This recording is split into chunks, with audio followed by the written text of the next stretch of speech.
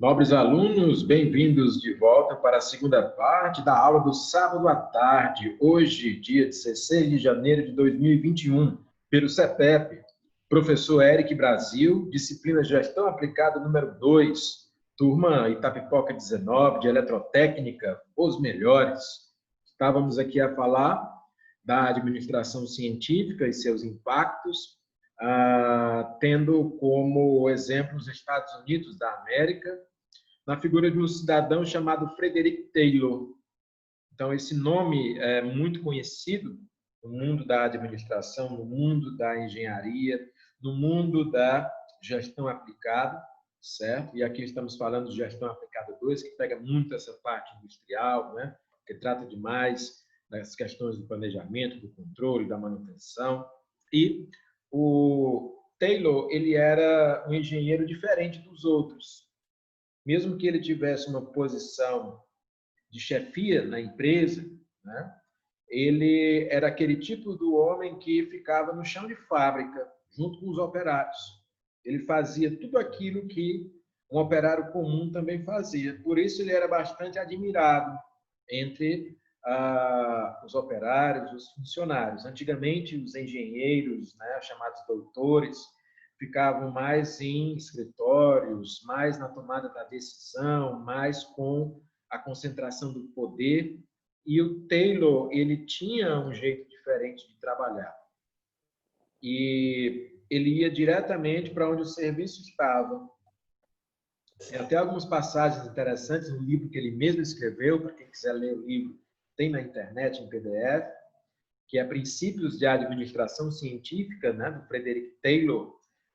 Ele conta passagens onde ele fez uma solicitação para um determinado colaborador fazer a manutenção de uma tubulação e o operário disse que não ia fazer porque ia se sujar, porque não era legal aquela atividade. E ele mesmo, pessoalmente, Taylor, fez o serviço, né? Então, ele era, de fato, uma pessoa proativa, uma pessoa que colocava, por assim dizer, a mão na massa mesmo. E justamente por fazer tudo isso, ele entendia não só da empresa, mas ele entendia também as falhas que aconteciam na empresa. Ele entendia de verdade, porque ele não só era um engenheiro formado, ele não só era um administrador, ele não só era uma autoridade, ele também era um conhecedor da parte operacional, certo?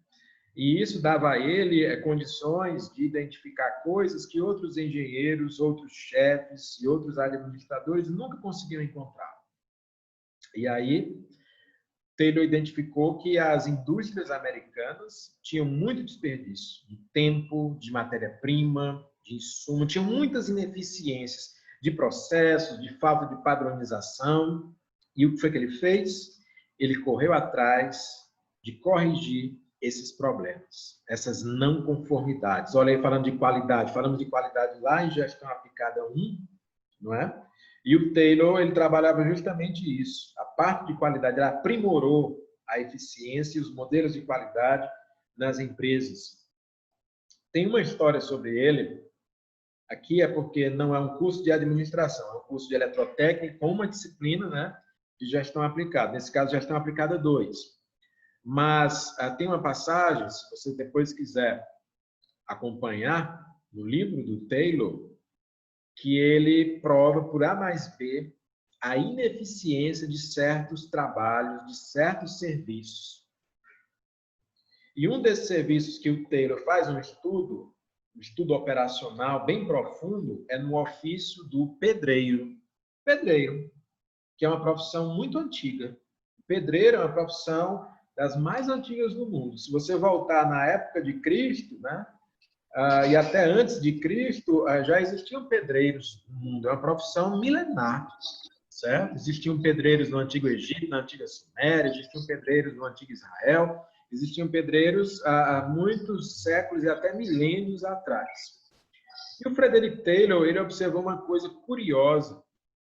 Ao longo dos anos, ao longo dos séculos e até ao longo dos milênios, o ofício do pedreiro não tinha mudado muito. A produtividade do pedreiro não tinha aumentado muito. O que um pedreiro fazia há 100 anos atrás era mais ou menos o que ele faz hoje. O que o pedreiro fazia há 500 anos atrás era mais ou menos a maneira como ele trabalhava hoje. E aí o Taylor ficou assim, mas será que não tem uma maneira dele trabalhar melhor, dele produzir mais, dele ser mais eficiente? Aí ele começou a estudar o trabalhador, os operários, os pedreiros, e ele enxergou uma coisa, olha aí, uma luz que ninguém tinha enxergado antes. Ele disse, olha, se eu fizer como o Roberto Lucena falou, se eu puder estabelecer o serviço do pedreiro por etapas, com um fluxograma bem definido, eu vou acabar tornando o trabalho dele mais eficiente, mais produtivo. E aí o Taylor estudou cada etapa do trabalho do pedreiro, do ofício do pedreiro, desde as funções mais básicas, né, até o preparo lá da argamassa, a utilização da trolha, que é a colher, né, todos os procedimentos, e ele começou a eliminar os movimentos desnecessários, aqueles que atrasavam o profissional, aqueles que não eram tão necessários porque eram repetitivos, e ele começou a treinar uma equipe de pedreiros. E ele observou que um bom pedreiro ele conseguia assentar cerca de 120 tijolos por dia. Mas era mais ou menos isso que um pedreiro conseguia fazer num dia de trabalho normal. Ele assentava 120 tijolos por dia para erguer uma parede, enfim. E aí Taylor disse, ele não pode ser mais produtivo, não?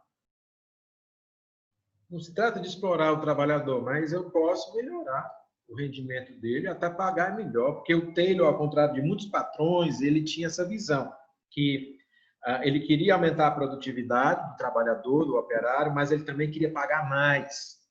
Então, ele olhava tanto o lado da empresa, como olhava também o lado do trabalhador. Isso é muito difícil de acontecer, né? O capitalista, ou o chefe, ou o gerente, ou o gestor, ele olha mais o lado da empresa, o trabalhador olha mais o lado do trabalhador. O Taylor, ele tinha os dois lados. Ele olhava o lado do patrão e ele olhava o lado do empregado também.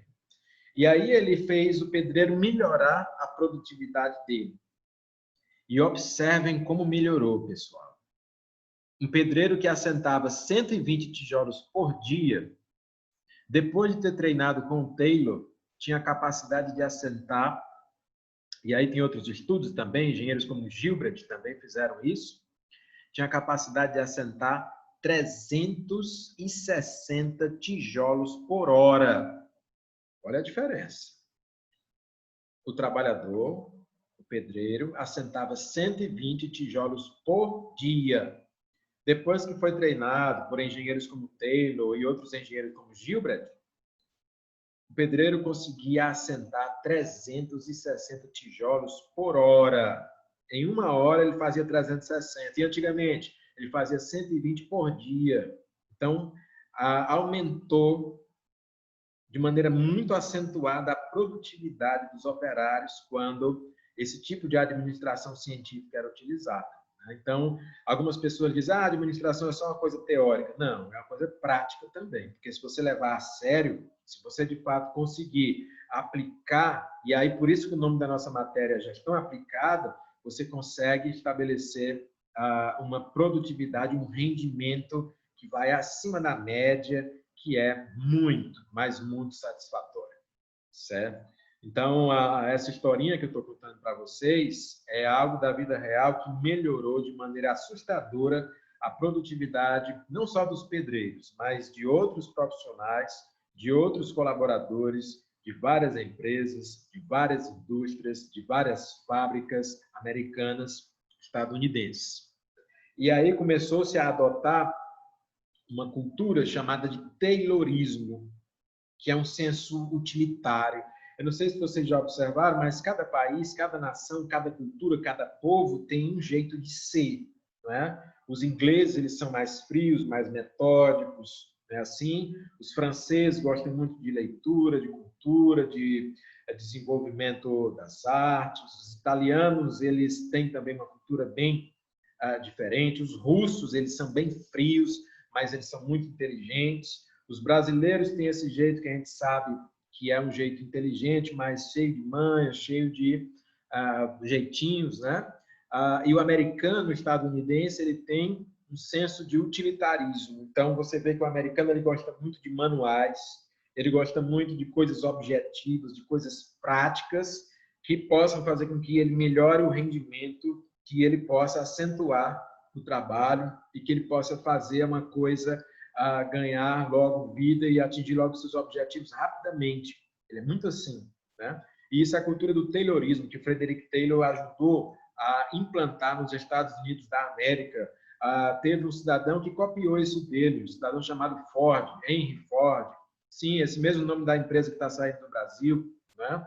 A Ford, na verdade, se transformou num grande laboratório de desenvolvimento dessas ideias, e outras empresas também, como a GM, a General Motors, que no Brasil nós conhecemos mais pela marca Chevrolet, também desenvolveram essas práticas, certo? Não apenas empresas do ramo automobilístico, mas também da construção civil desenvolveram, e tudo isso somado também foi levado para o setor público, para os órgãos públicos americanos, e aí começaram a surgir instituições importantes, como, por exemplo, o FBI, né, instituição muito respeitada, e outras instituições que tornaram a administração pública americana, que tornaram a produção empresarial americana algo respeitável e algo de sucesso.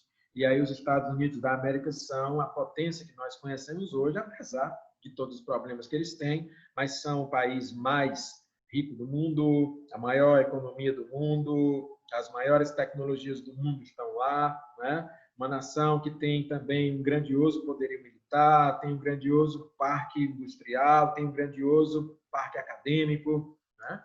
E tudo isso se desenvolveu através desses princípios que nós chamamos aqui de administração científica, certo?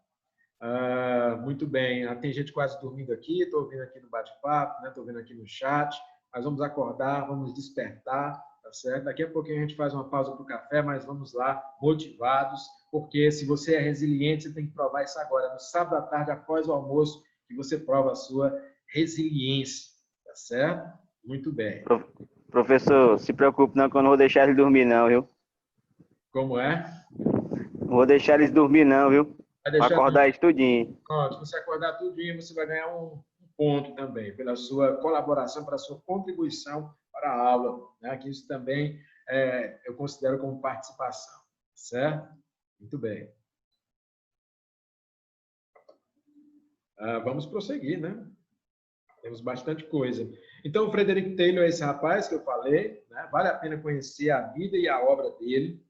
Ele trabalhava com a questão da engenharia aplicada, porque ele era engenheiro, certo? E para quem não gosta de educação à distância, de EAD, eu vou contar um segredo aqui para vocês. O Taylor foi um dos primeiros profissionais a fazer o curso à distância. Você pode perguntar em que época ele viveu, professor? Ele viveu há 100 anos atrás, 120 anos atrás. E tinha internet naquela época, professor? Tinha não. Então, como é que o Taylor fez o curso dele? Ele fez o curso de engenharia à distância. Porque ele trabalhava o dia todo, ele trabalhava praticamente 3 turnos, ele não tinha tempo de ir para a universidade. Então, ele estudou à distância através de um sistema de correspondência. Não sei se alguém aqui pegou, mas antigamente tinha aqueles cursos por correspondência, por cartas.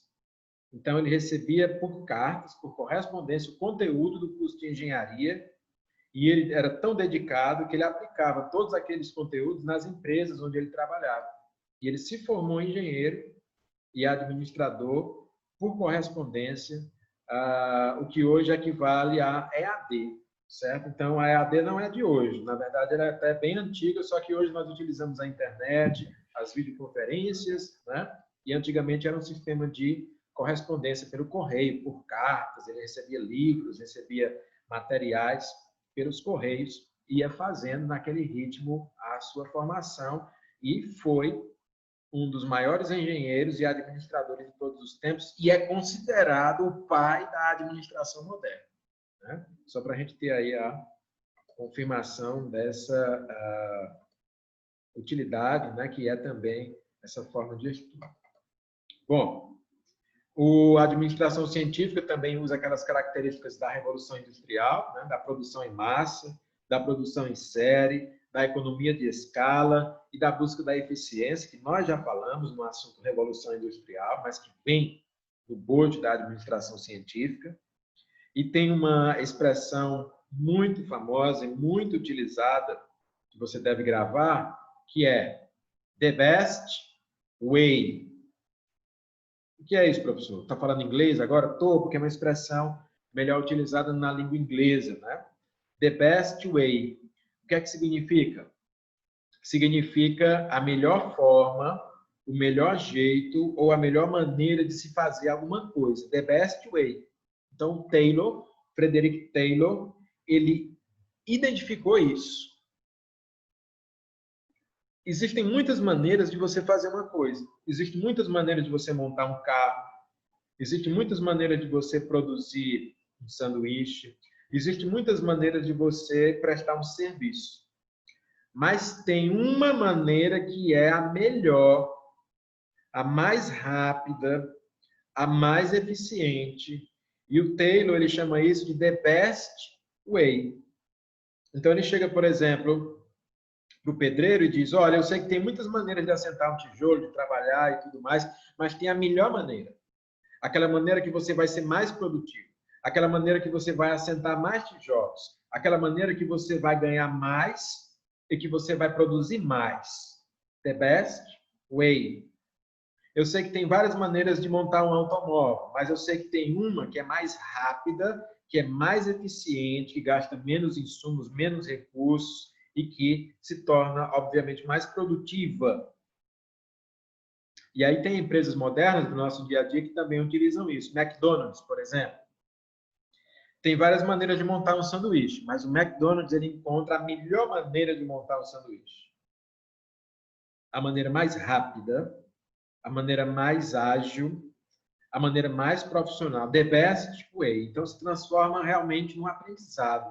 Depois que a empresa aprende a fazer, eles estudam várias formas de fazer, eles montam o sanduíche de várias formas, várias etapas, e eles vão estudando qual é a melhor, qual é a mais eficiente, qual é a mais rápida. Aquela que é rápida, mas que ao mesmo tempo não deixa a carne crua, aquela que é mais rápida, mas ao mesmo tempo não deixa a carne esturricada, aquela que é mais rápida, mas mesmo assim deixa o lanche saboroso, o cliente satisfeito, certo? The best way. Lembre-se, tem muitas maneiras de fazer uma coisa, mas tem uma maneira que é melhor. Encontre essa maneira. Às vezes você faz isso por repetição e erro. Você erra muitas vezes, ou você faz vários retrabalhos. Não tem coisas na vida que são assim, você diz assim, rapaz, eu fiz isso aqui, mas eu sei que dava para fazer mais rápido. Eu sei que dava para fazer gastando menos. Eu fiz essa viagem, mas eu não senti que ela foi produtiva, eu podia ter feito isso em menos tempo, eu podia ter gasto menos combustível, eu podia ter feito mais negócio, eu podia ter mais clientes, e tem um jeito, né? The best way. Lembre-se disso, essa expressão pode acompanhar você para a vida toda. The best way. A melhor maneira, a melhor forma, o melhor jeito de fazer alguma coisa. Não se acomode apenas porque uma coisa dá certo. Será que ela não pode dar certo de uma maneira mais produtiva, mais eficiente? Não é? Então, Taylor ele sabia disso, ele desenvolveu isso, ele ensinou isso para as empresas onde ele trabalhava, para os colaboradores, para os funcionários. E é por isso que os Estados Unidos se tornaram também uma potência, por conta dessa contribuição. Quando você estuda Taylor e a administração científica, tem uma outra expressão chamada tempos e movimentos, também tempos e métodos. Então, Taylor ele estudava a maneira e o método mais correto de se trabalhar, marcando cada tempo. Ele usava um cronômetro, então ele dizia, você faz esse movimento aqui, dura tantos segundos, esse outro dura tantos segundos. Então, ele fazia com que os trabalhadores se cansassem menos no seu trabalho. Porque ele estudando, ele percebeu que tinha muitos movimentos desnecessários, repetitivos, que faziam o trabalhador ficar muito fatigado. Então, ele dizia que a fadiga era um redutor de eficiência. O trabalhador cansado, o trabalhador fatigado, ele produzia menos.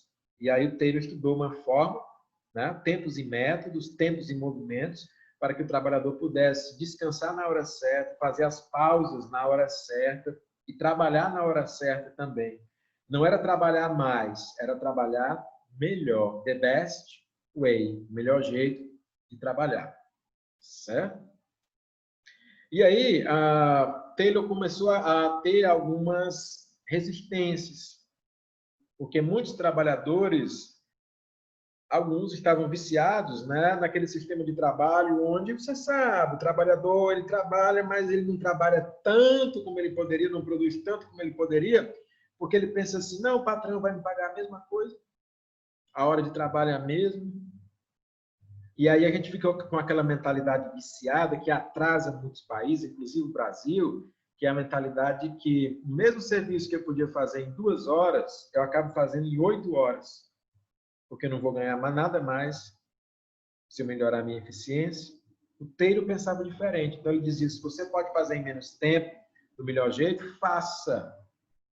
Só que os trabalhadores, uma parte fazia, outra parte não fazia, porque eles achavam que não iam ser recompensados. O Taylor, ele estimulava essas recompensas. Tanto é verdade que as pessoas que seguiram Taylor, como, por exemplo, o Ford, o Henry Ford, eles pagavam mais para os seus trabalhadores do que as outras empresas, né? Porque eles estimulavam também isso.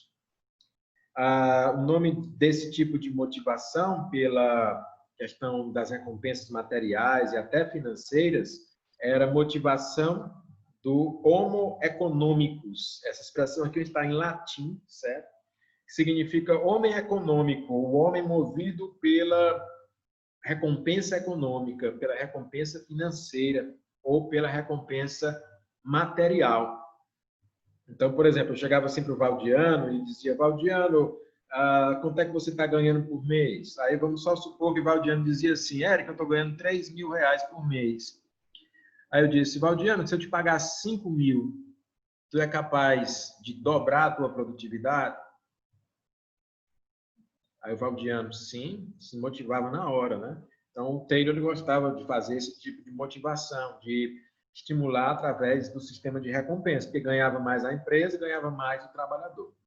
Infelizmente, muitos empresários corromperam essas ideias e acabaram não partilhando com os trabalhadores essas mesmas recompensas. Tem empresa que fatura muito, mas que faz questão de pagar pouco, para manter o trabalhador sempre naquela situação de dependência, sempre naquela situação de subserviência, né? Isso é errado, isso é antiético, porque a maneira que a administração científica foi pensada, que Frederick Taylor pensou, foi que as empresas prosperassem, que os patrões prosperassem, mas que também os trabalhadores, os operários, os colaboradores prosperassem juntos, certo?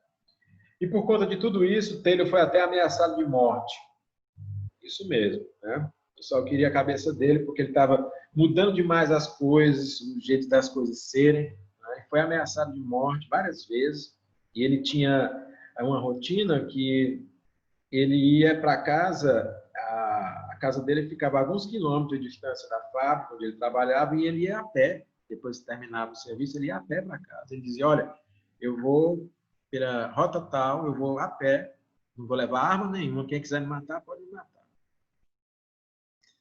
Ele nunca chegou a ser assassinado, não, mas recebeu várias ameaças, né? Como são aqueles pioneiros, como são as pessoas que trazem mudanças, né, para a sociedade. Geralmente as pessoas temem as mudanças, mas a administração científica e a obra do Frederick Taylor perduraram, ficaram, serviram de exemplo, tanto é que a gente está falando dela aqui, né?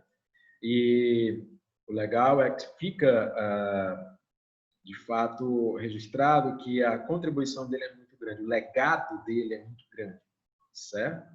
Repetindo, o livro Princípios de Administração Científica é uma obra que você deveria ler, que eu recomendo para aqueles que quiserem. Ok? Alguma pergunta? Dúvida? Indagação? Comentário? Bom, então nós vamos prosseguir. Na gestão aplicada 2, nós trazemos a administração de uma maneira mais aprofundada e nós observamos que existiram vários pensadores da administração, não apenas o Taylor, Frederick Taylor, mas muitos outros, inclusive aqueles que o seguiram, como Henry Ford, engenheiros que eu citei aqui como Gilbert, né? E outros. Só que uma coisa curiosa no mundo da gestão, no mundo da administração, é que apesar de eu ter dito a expressão the best way, a melhor forma, o melhor jeito de se fazer uma coisa, existem pensamentos que dizem, não, mas eu também posso fazer de um jeito diferente e também pode ser bom, mesmo que você já faça de um jeito bom. Por exemplo, o McDonald's acha que faz o seu trabalho de uma maneira muito eficiente, muito produtiva, mas aí, de repente, o Subway encontra também a sua forma de fazer um trabalho eficiente, um trabalho produtivo, né? Gerando satisfação ao cliente, certo? E aí, dentro de tudo isso que a gente está falando, acabam surgindo outros modelos, outros pensadores e outros métodos de trabalho. Muito bem. Um desses outros métodos de trabalho é a administração clássica, certo? Da mesma forma que nos Estados Unidos foi desenvolvida a administração científica lá com o Frederick Taylor, lá na Europa, principalmente na França e outros países também, começou a administração clássica. Um cidadão chamado Henri Fayol, que também era um engenheiro, começou a desenvolver a sua própria maneira de trabalhar, de administrar, de gerenciar. E aí o Henri Fayol, ele disse, olha, será que não existem instituições e organizações que já sabem administrar, ou que já têm essa cultura, que apenas nós não percebemos ainda? E aí o Henri Fayol começa a olhar, a observar cenas do passado e ele começa a trazer isso para o presente. Vocês já observaram como o exército romano era organizado?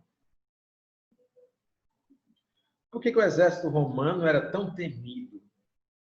E por que Roma, que era uma cidade bem pequenininha, dominou o mundo? A gente fala cidade porque naquele tempo não tinha noção de país do jeito que a gente fala hoje, era cidade e estado. Então, Roma, por exemplo, era uma cidade-estado pequena, acanhada. Existiam cidades muito maiores, muito mais ricas, muito mais potencial, e Roma conseguiu dominar o mundo e se transformou num grande império que durou mais de 1000 anos. Como? Porque nos tempos antigos já existiam as práticas de administração, apenas não existia de uma maneira organizada, num livro, numa escola, né?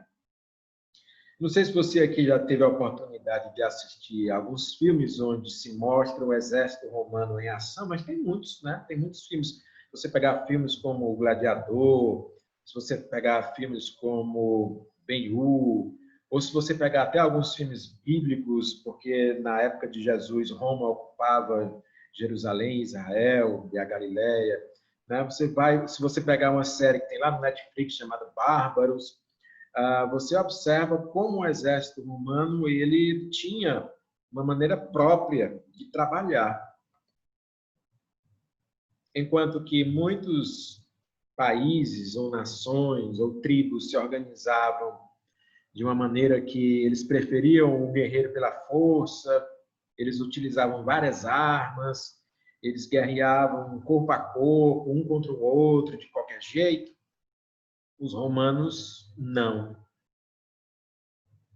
Os romanos, desde a infância, eles tinham treinamento militar e esportivo que estimulava o uso de certas armas e certas práticas e de certa disciplina. Então, todo cidadão romano ele era preparado para também estar em combate. Mas os romanos nem eram, alguns eram, mas a grande maioria nem eram homens tão fortes, fisicamente falando. Se você pegar, por exemplo, os gauleses, eles eram muito mais altos, muito mais fortes do que os romanos, fisicamente falando. Os romanos eram fortes, mas não tinham nada acima da média, né? Eram homens medianos, vamos dizer assim, de estatura mediana, de força mediana. Mas o exército romano era mais poderoso que o exército gaulês, que o exército germânico, por exemplo. exemplo, muitas vezes, porque havia ali um senso de padronização. Então, os romanos eles usavam uma arma padronizada chamada gládio, que era uma espada curta. Aquela espadinha curta era mais temida do que as grandes espadas de outras nações, porque o romano ele utilizava aquilo como uma arma letal desde criança, desde menino ele aprendia a manejar aquilo. E a espada curta, apesar de ter um alcance limitado, mas ela é bem mais difícil de quebrar, né? De partir ao meio. Então, isso na hora da batalha é muito valioso também. E eles utilizavam também a espada sendo pequena, mas eles utilizavam um escudo enorme. Enquanto que os escudos dos outros povos eram pequenos, o escudo romano ele protegia o corpo quase todo, né? Se você observar aí nos filmes, ele tem assim um formato meio retangular e ele é capaz de cobrir boa parte do corpo do soldado. Então, aquele escudo ele protegia, por exemplo, do ataque de setas, de flechas, de espadas, né? E se aqueles escudos fossem usados numa formação com vários soldados de uma legião, aqueles se transformavam numa blindagem. Então, eu não sei se você já viu um tipo de formação romana chamada tartaruga, onde os romanos eles conseguem posicionar os escudos de tal forma que eles montam uma carapaça como se fosse um tanque de guerra, né? E ele é protegido de todos os lados, na frente, atrás, da direita, da esquerda e até em cima. Então, se vier uma chuva de flechas, por exemplo, eles são protegidos. Se vier uma chuva de pedras, eles são protegidos, né? Então, eles tinham um sistema muito organizado e, por isso, eles sofriam poucas baixas, poucas mortes em relação aos seus oponentes. Os romanos também utilizavam como arma uma seta, né? Uma pequena lança, que era facilmente arremessada, tipo essa lança que se usa nos Jogos Olímpicos, né? Eles treinavam com isso, então eles faziam isso. Os romanos também utilizavam alguma armadura que não cobria o corpo todo, mas que cobriam partes essenciais, como, por exemplo, o elmo, que cobria a cabeça, né? A proteção torácica aqui, peitoral, e isso já dava alguma vantagem para ele em relação aos adversários, aos inimigos. E eles eram muito disciplinados, eles seguiam ordens. Então, assim, o romano, o general romano e o centurião romano, eles não queriam um super soldado, eles queriam um soldado disciplinado. Então, eles não eram exigidos de ficar combatendo de maneira desesperada. Eles tinham um tempo de combate. Então, quando uma legião romana estava em campo, por exemplo, eles tinham alguns minutos para estar ali na linha de frente e depois eles se retiravam para que uma outra fileira pudesse continuar o combate. Dessa forma, eles se cansavam menos e tinham menos chance de morrer. Por quê? Porque o soldado cansado, ele se retirava, enquanto que seus companheiros mais descansados, que estavam na segunda fileira, iam para o combate. Quando a segunda fileira cansava, ela voltava para a retaguarda, a terceira fileira avançava. Quando a terceira fileira estava cansada, ela ia para a retaguarda e vinha a quarta fileira. E aí repetia a primeira, a segunda, a terceira, a quarta fileira novamente, de maneira bem organizada, de maneira bem estruturada. E se você parar para pensar, tudo isso que eu estou falando não é uma apologia à guerra, não, certo? É um estudo de administração. Só que nesse caso de recursos humanos, soldados, né, os legionários, recursos materiais, as armas, os equipamentos, os escudos, os gládios, as setas, né? Uma forma também de organização disciplinar, porque os romanos controlavam muito bem a quantidade de soldados, o número de baixas, o número de reposições que eles precisavam fazer, e isso lhe dava vantagens competitivas. Por que eu estou falando isso? Porque o cidadão chamado Henri Fayol, da teoria clássica, da administração clássica, ele se inspirou nisso para poder desenvolver a administração moderna, certo? Eu vou encerrar essa transmissão e para que você possa aplacar um pouquinho aí o sono, tomar um cafezinho, vamos dar aí 10 minutos de intervalo, certo? E daqui a 10 minutos nós voltamos para dar continuidade ao assunto. Até lá!